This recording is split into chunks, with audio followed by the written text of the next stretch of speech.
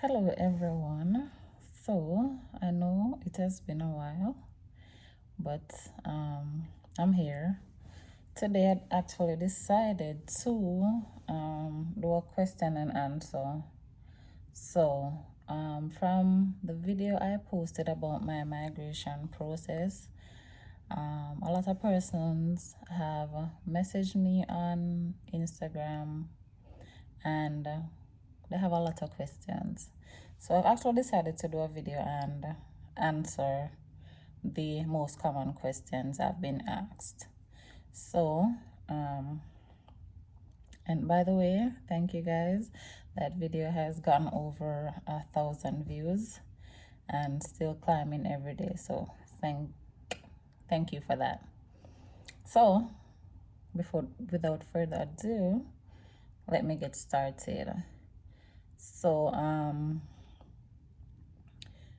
as you all know, I went with O'Grady Payton International. That was the agency that I used for my migration process. And someone asked, how long is the OGP contract? So the OGP contract is 2 years. Well, 2 years and 3 months. It's 4,000 something hours, and this is how they calculate your hours. So you are required to work 36 hours per week. That's 3 days for the week. And if you do overtime, they take up to 40 hours per week from your contract. So no matter how many hours past the 40 you work, only 40 of those hours will contribute to your contract hours. So only 40 hours per week is taken out of how much hours you actually owe. So yeah, so that make you can't really finish your contract extremely early. And I guess that's why they do it like that, because they want you to work a specific amount of years. So that's that. Someone asked, did OGP have an orientation? The answer to that is no. So other agencies like MedPro and Avant, I think, their nurses, when they just come to the US, they go to Florida, and I think they're there for like 3 weeks to a month. And I'm not really sure what they do during that period, but I guess that's their orientation period, and I get them familiar with things in the US and what to expect and stuff like that. O'Grady does not do that. And I'm not saying we're necessarily at a disadvantage, because we didn't do that. But when we came to the US, we had a community liaison that for the first night when you come to the US, they put you in a hotel, and then the community liaison picks you up at the hotel the following day, and they take you around and do stuff like any medical you need to do. They take you to the bank, grocery shopping and stuff like that, and they help you get in your apartment sorted.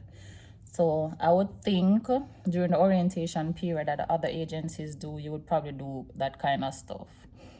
And I guess you do some clinical stuff there as well, but I don't really think that you're necessarily at a disadvantage if you don't have that orientation period. But that's just my stance on that. So yeah, someone asked, why didn't I go with MedPro? So when I started working, I had signed up with MedPro 6 months in and did the interview and everything, and I was successful with MedPro. But when I went on their Facebook page, I saw someone saying MedPro list their nurses as travel nurses, so you may end up moving from one hospital to the next during your contract. So it's not a certainty that you'll stay at one hospital for your entire contract. And I was moving with family, so I did not want to say, okay, start here, and then 3 or 6 months into my contract, I'm moving to another hospital. And I'd asked him if like it's a guarantee that I'll stay at one location for my entire contract, and they said it's not a guarantee, but most nurses do. And I could have taken the chance and just say, okay, go with them, but I didn't want to do that. So I waited until I had 1 year experience and I signed up with O'Grady. Because for the most part, when you go with O'Grady, you're at one location for the entire time. And most MedPro nurses actually stay at one location for their entire contract. All right.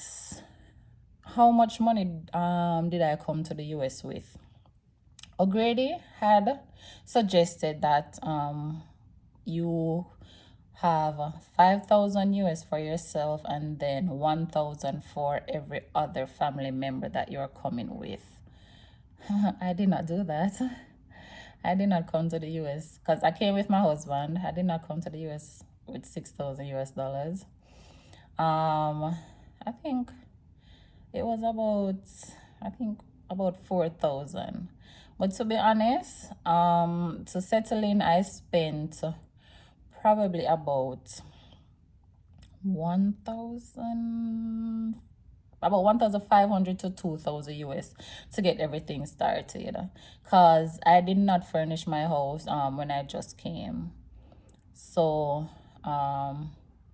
we O'Grady gave you a blow-up bed when you just come into the country. So I guess that's like your little starter thing.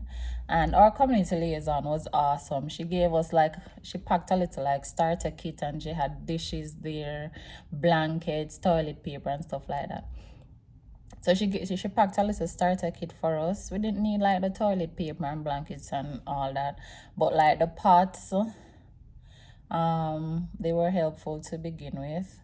And then like when we went for our initial grocery shopping, we spent probably 500 to 600 US, because we got iron board, like everything we pretty much needed. But furniture wise, I was not planning to furnish my house immediately.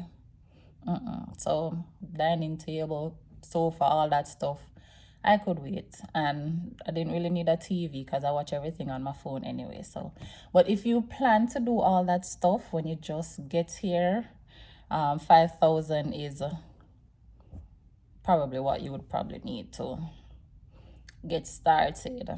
Do what they would recommend. They said 5,000 and then 1,000 for every other family member. How was the transition into the US? As I was saying, we had a community liaison that met us the second day. We came, took us to the bank. We got our accounts, went shopping, got cell phones, everything. Then she took us to our apartment. We got the electricity turned on for the apartment. So just settling into the community, that person was there for us. I think O'Grady hired her for 3 days, but she's amazing. She even know if I have any issues, I can message her, and she's really helpful. So that helps community-wise. Transitioning at the hospital was really good. Our orientation period was 12 weeks. During that time, you have somebody constantly supervising you. And to be honest, like, I think probably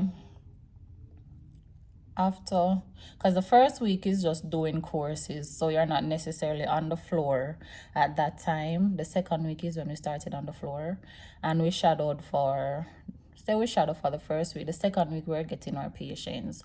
By the end of the first month, I had a good understanding of what I was doing. So the transition was really good. At the end of my orientation period, I was very comfortable, and I knew that, okay, I can actually do this. And there's always somebody, if there's something you're not sure about, if there's something you need help with. So that's really good. So that made the transitioning process a lot easier. Did I come with family? So yes, I came with my husband. I don't have any kids. So someone had asked me like how is like daycare here and stuff, but I don't have any kids. But I hear that daycare is very expensive. That's all I can say. I hear that daycare is expensive. So they say, how did they transition? Honestly, that was like one of the biggest challenge, because it took my husband a long time to actually find work here, because where we are is very rural, and the hospital is the big thing here. So if you're not in the medical field, finding a job here is really hard, and that was really hard for him. It took him like a year to actually find employment, but he did, and now he's happy. So that made things a lot easier. But a lot of persons ask me about the pay. Just know the pay is better. The pay is a lot better, because as I said, for a year my husband was not working, so I was covering all the expenses here and in Jamaica, because I have my house in Jamaica. So I was covering for everything here and everything in Jamaica, and at no point was I worried that okay, I'll not be able to do it. At no point. As I said, somebody asked about childcare. I cannot comment about childcare, but they also asked about taxes. Who taxes? Tax. I think every state is different, but I'm in North Carolina, and the tax. I think at least every paycheck I pay at least about $500 for tax. And that's $500 because I'm married. My unmarried friends, they pay about $600 to $700, probably about $600 per paycheck for tax, and we get paid every 2 weeks. And just so you all know, because when I was in Jamaica, I heard that tax returns would be a very good time. Nope. I paid almost $15,000 in taxes last year, and I got $2,000 back in tax returns. So nope. If you have kids, then you get more, but other than that, no. And I actually hear that you can also owe the government when you file your taxes. So that's something to bear in mind. That was a shocker for me. I was actually disappointed, because originally when I saw the taxes coming out my payment, I was like, okay, all right, then I guess I'm going to get it back tax returns time. Nope. As I said, I paid almost $15,000 in taxes last year, and I got $2,000 back. Not even, I got 1,900 and something back. So it wasn't even a full 2,000. All right. How have things been working in COVID? Funny story. I actually ended up starting my YouTube channel, because when COVID started, I was so stressed out, and I was like, you know what? Nursing cannot be it for me. This is not it. I'm tired. I'm stressed. You know what? Let me try YouTube. So that's how I actually started doing videos. But it got better. I guess it was just when COVID started, you weren't sure what this thing was, how to really manage it, what's going to happen with the COVID patient. So it was just a lot of uncertainty, and I don't do well with uncertainty at all. So I remember, I think I said this before, my floor closed because I was on orthopedics, and it was a lot of elective patients. So when COVID started, they stopped doing elective surgeries. So I was sent to the neurosurgery floor. And I don't know what it was about that floor. It was just so gloomy, and it was just a lot of work, because the patients are, almost all the patients I had the time I was on that floor are total care. So you go in a room and you're there for like 30 minutes to an hour every time, and it was just 30 to 45 minutes each time. It was just a lot. And I realized I started having terrible anxiety whenever I had to go to work. Like, I had to talk myself down. I was like, okay, Tony, breathe. breathe, you can do this. It's just 12 hours, you're gonna get through it. And the anxiety was just terrible, and I didn't like it. I really didn't like it. And then every time I'm like, okay, am I gonna get a COVID patient tonight? It was just really bad. I never knew I had such bad anxiety until COVID. It was just terrible. But it got better, as I said. But even though I'm left with some residual anxiety, I guess from all that, it triggered something. So it just got really bad. But every day it gets a little better. That's all I can say. Biggest challenge so far, that, as I said before, was one of my biggest challenges. No, my floor is open again, but like they have kept my floor at like 20 patients, and the patient ratio is 1 nurse to 5 patients, so you only need 4 nurses for a shift. And sometimes they kept the cap at 15 patients, where it's just 3 nurses for a shift, so they float the extra staff everywhere. So my biggest challenge now is just all the floating that I've been doing. I think I've worked on almost every floor. I'm being extra, but I've worked on a lot of different floors. Like, I'm being floated probably once or twice every week. So that's annoying, because as I don't deal well with uncertainty. So me having to check which floor I'm working before I go to work is something that I don't like. And most persons will look at it and say, oh, well, at least you get different experience on different floors. I don't want experience on different floors. I don't like uncertainty, so I like knowing where I'm working. But it has been happening for a few months now, so it has technically become my norm. But it's annoying, because I'm like, if I wanted to do float nurse, if I wanted to be a float nurse, I would have done float nurse and get paid as a float nurse. But yeah, that's annoying right now. Will you be staying at your hospital when your contract ends? You would be surprised how many times I've been asked this question. A lot of persons message me and ask if I'm staying at the hospital when my contract ends. So for the record, my contract officially ends, on paper, my contract ends March 22, 2022. Because I said it's 2 years and 3 months. So that's when my contract ends. That's approximately a year from now. So I don't know what I'm doing a year from now. Let's say that. I may stay, I may not. Travel nursing is a big thing here. Who knows? I may travel. I want to go to ICU, so I may stay. So you never know. 1 year from now, you have a lot of time to do a lot of things. So I don't know. Anything is possible at this point. I'll say that. So last thing I'm going to address, as I said, a lot of persons ask me about the pay, and different agencies pay different rates. So I'm thinking at right now probably $25 to $35 per hour is like the average salary for the nurses. So that's where it's at.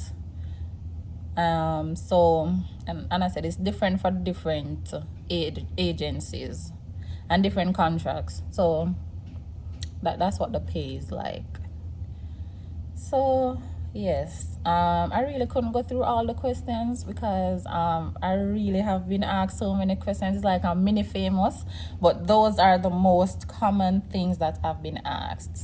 So I'm glad I could actually address those questions right now. I don't know when I'll ever post a video again, because as I said, the channel was started in response to me having anxiety over COVID, and it's not so bad anymore, so I really don't post as often. But whenever something comes up, I'll definitely try to make a video and answer all the questions. So thank you guys for watching. Bye.